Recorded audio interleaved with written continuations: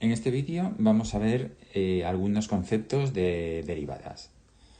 Entonces empezamos por el primero, la derivada de una función en un punto. Dice, la derivada de una función f en el punto x igual a a se representa como f' de a. Y es igual a, f' de a es igual al límite cuando h tiende a 0, pues de esto que tenemos aquí. Dice, geométricamente representa el valor de la pendiente de la recta tangente a la gráfica de y igual a f de x en el punto P, A y f de a, como habíamos visto ya en el vídeo de introducción. Y dice también, si el límite anterior existe, se dice que f es derivable en x igual a a. Bien, este apartado dice derivada y continuidad.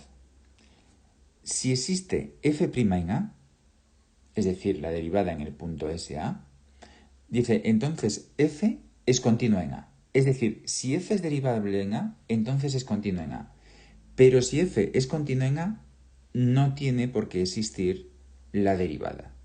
Es decir, si es derivable, siempre va a ser continua en ese punto, pero si es continua en un punto dado, no tiene por qué ser derivable. Puede serlo o puede no serlo. Se definen las derivadas laterales por la izquierda y por la derecha respectivamente de una función f en el punto A como los límites siguientes. F' en A por la izquierda, pues será el límite cuando h tiende a 0 por la izquierda de esto que tenemos aquí.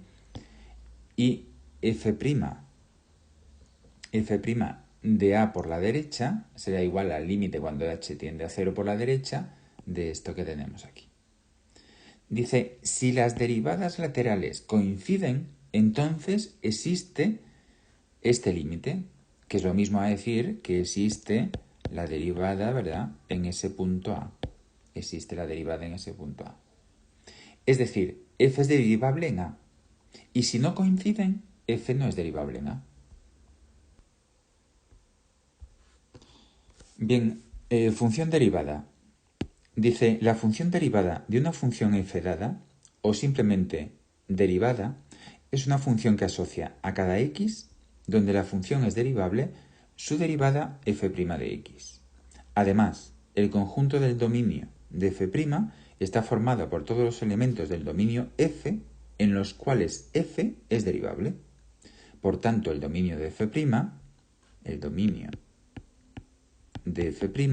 está contenido, tiene que estar contenido en el dominio de f. Porque del dominio de f solo tomamos las que tienen derivadas.